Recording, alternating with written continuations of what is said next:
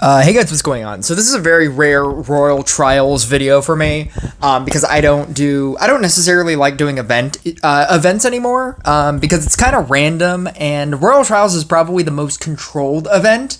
Obviously Mirror Match, you're always going to have something different, and then Rush for Glory, you're always picking something different, so there's not really a way for me to give you exact exact ways to do things. And then Mirror Match, they keep changing. Rush for Glory is a little bit easier, I suppose, because I could say like, oh, you should pick these things, or Mirror Match would be the easier one because they usually rotate the same decks. But now they add cards.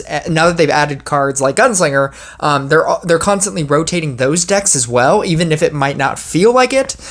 Those keep changing as well, so it's hard to make content for that. Royal Trials is basically Random League Light. And essentially you're doing like level 9 legendaries. And so originally, Alchemist, I used to call it Alchemist Royale. Alchemist was like the best thing to run in this format. It was just far and away overpowered. But with the nerf to J, and then with all of the cards that they've added, I feel like Alchemist doesn't work anymore. And that's basically why I'm also making this video, in addition to the reason why the title is the title. And so this is me at the start of Royal Trials. This is yesterday, obviously. Alchemist versus Treant, I died. Alchemist versus Bard, I died. Alchemist versus Spirit Master, I died. I switched to Treant. This is Treant Gunslinger Knight Statue. It's basically the version that I would play in the Treant videos that I've been making, and I tried to play the same kind of version. Obviously, I wasn't going to try to go to like 7 Treants because that would be crazy. And your crit level is 1,000, so you die much sooner in this format. And you have level 9s on everything. All your legendaries are level 9s. So you just go a lot. It's much harder to go further, and so you can't really set up like a level 7 Gunslinger then start your game, and so you basically need to rush to get to level 4 Treant to even kind of survive. So I played that, died, and then that was all my battles. And so then today, we get the reset of battles. I switched to Genie Sultanate. Genie versus Treant. Died. This is Genie, I switched back to Treant, and tried to play the regular version of Treant, which is basically a merge deck. And then this was like the original intention for it, where you have Harlequin and Witch and Enchant Sword. And then you're able to just copy multiple Harlequins, multiple Witches, and get value out of that. And if you're not merging it into other Treants, essentially what you're doing is you're getting higher levels, and then you can level those down, and in order to get levels for your Treants. The reason why I won this was obviously because he's playing Mari, and the reason why, if you're not seeing it already, he had no answer to Witch. If you run a deck with no Mermaid and no way to cleanse, you will die in this format. CDS, I hear you. I know that you're already like planning on commenting because you already did.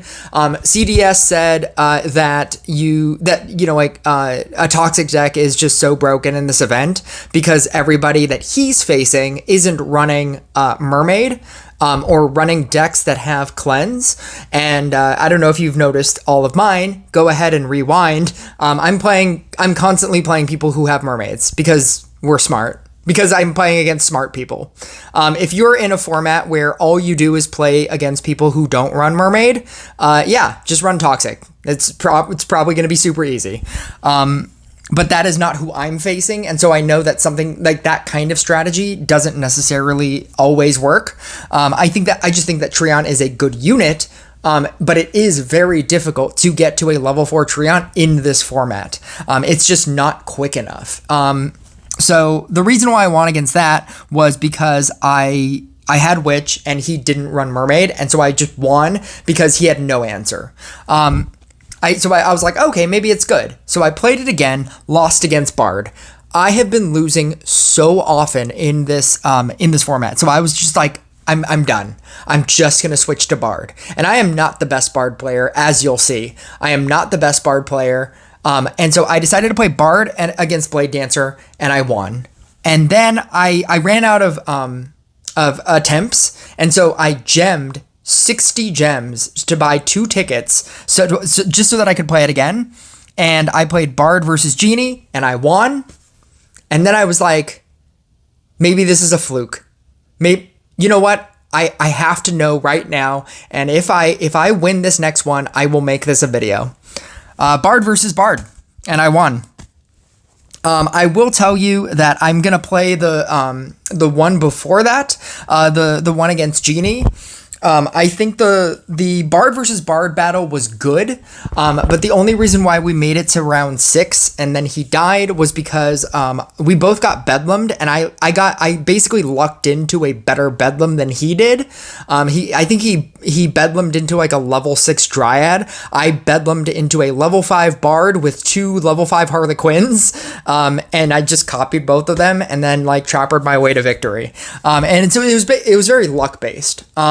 I think that his deck might be better than mine. He seemed like the better Bard player. And it feels like as I was playing him, I was like, I feel like this guy's gonna win. Like he seems like somebody who plays Bard a lot. And you know what? Maybe I'll just show both battles. I can do that too. But I do like this battle more. I don't know how to play Bard. I'll tell you that right now. I don't know how to play Bard. I super lucked out in this game. If you'll notice, like all of my placements for all of my so I'm doing Drummer Bard. In case you didn't already get that, I'm doing Drummer Bard. You're getting an automatic 3% per Drummer merge rank in reduced armor or in armor break. And my strategy has been just I'm basically playing it like a Banshee deck, where I'm just concentrating on like the left side. If it goes to the right side, I'm probably gonna die anyway.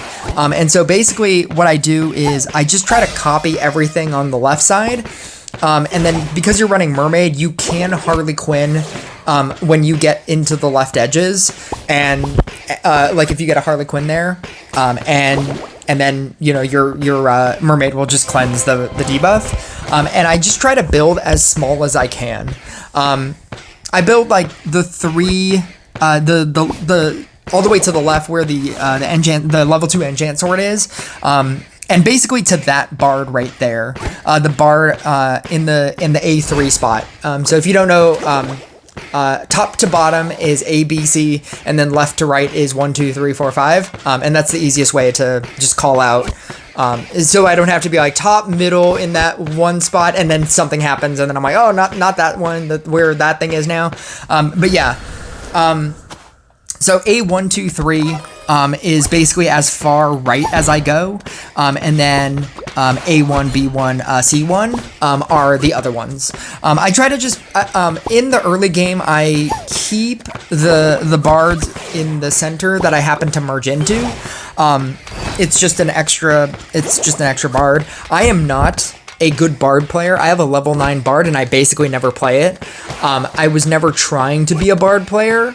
That's why I like the Forest faction. Phoenix is a Forest faction. I don't know how I feel about that.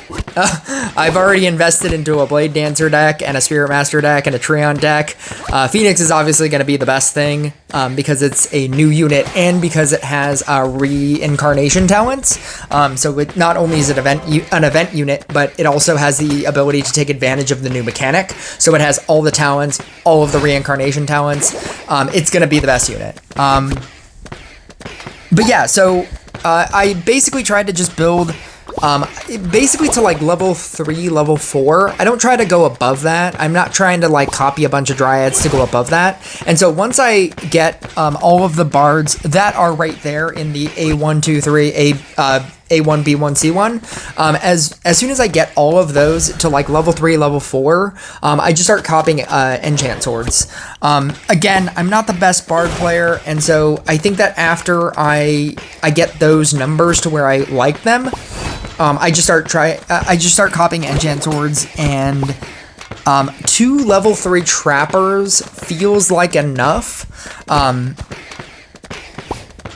And then you just basically play it kind of like how you would a Banshee deck. Everything in the center is basically disposable. You could luck out into this level 3, level 4, and I think I luck out into a Dryad, or maybe I don't. Maybe I just copy another. Maybe I just copy another Trapper. I don't like how he's playing his version of the Magic Sultanate. I don't think it's that good. I think the normal standard centered centered way to play, I think that's the better version. I don't know why he's running Dryad and Scrapper. I guess that's also a knock on him in just terms of deck building. Like he should either run Dryad or Scrapper, probably a Scrapper, because he's running a Gunslinger. It's like he's playing the deck but doesn't know the nuances of the deck. But I guess you could say the same thing about me. I trust that a lot of people in the comments will comment how I could have done better, because and you know, all the power to you, because again, I don't play this deck ever. I just think that it's probably the strongest thing in this format, because unlike the Genie deck, in normal play, you don't have the Lamp Prison. And not having the Lamp Prison, you don't get as many stacks as you would like. And even if you do get the amount of stacks, I think that Bard is just easier to play in this format without the use of Lamp Prison and with how fast this format goes. I think that you have the ability to very easily just gain stacks out of nowhere.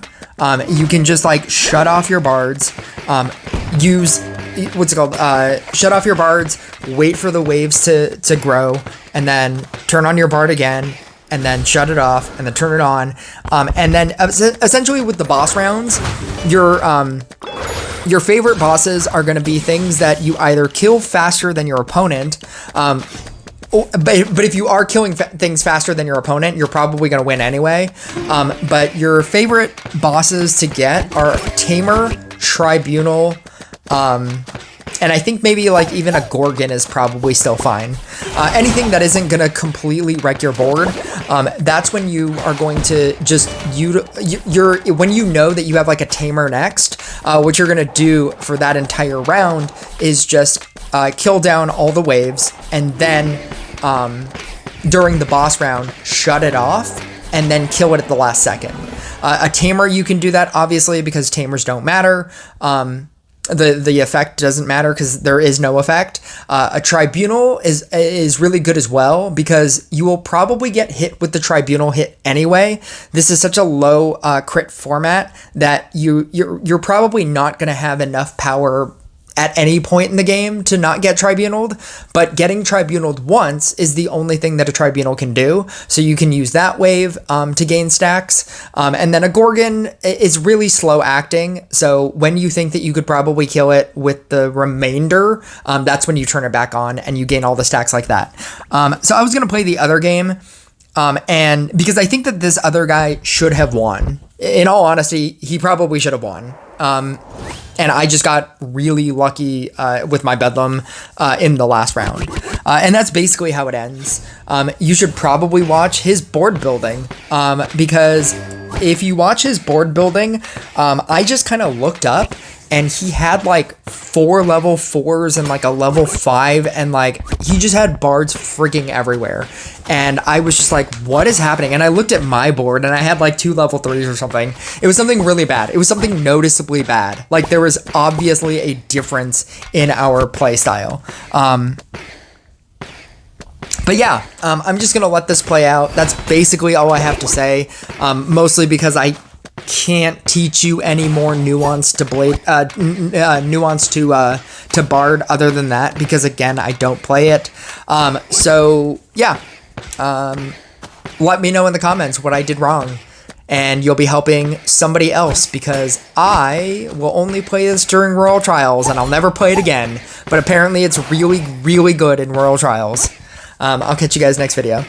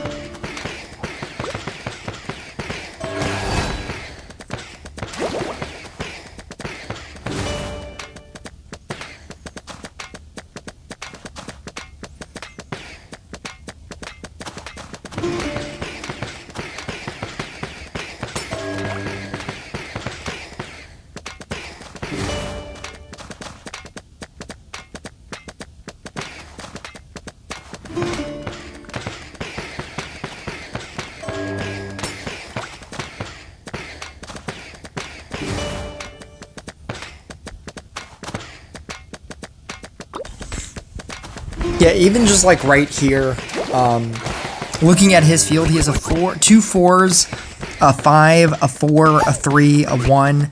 That's just on edges. He has a level 4 trapper, a level 5 trapper, and if you look at my field, it looks pretty bad.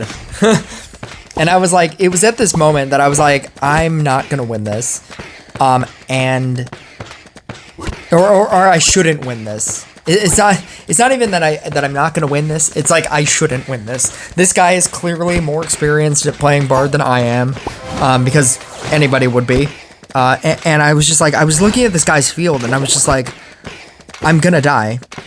I mean, and I'm now just noticing that he's running Gadget as opposed to a Mermaid.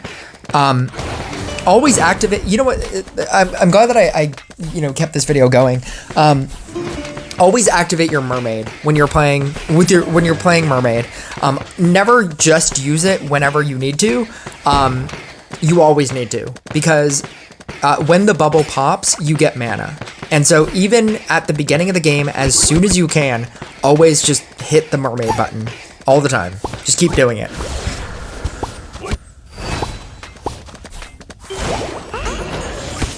That was the luckiest. That was the luckiest Grandmaster right there. Touching the level 4 Harley Quinn and then just giving me another Harley Quinn. That could have been so bad. He could have merged 2 level 4 bards, and I would have into like a, I don't know, into an enchant sword.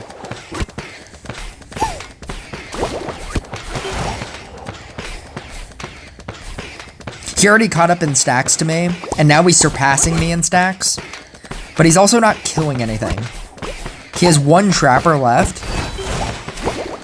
and I don't think that's enough. So even though he has like a whole lot of bards, and a whole lot of stacks, he's not killing the wave. But neither am I, or not enough. I thought that I would kill this because his is 9 million and mine's 4.7. I can't even kill the Grandmaster, which means I'm definitely not going to kill the Bedlam. I almost killed the Bedlam. But yeah, he gives me the 2 level 4s, a level 4 Dryad, at which point I have the ability to upgrade it and then copy it with the level 5 Harlequin.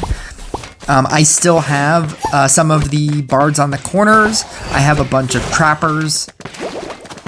He merges into a level 6, or he bedlams into a level 6 Dryad, which is really bad. He has 2 4s. They're all Harlequin, and because he has no way of cleansing anything, they just have the damage reduction.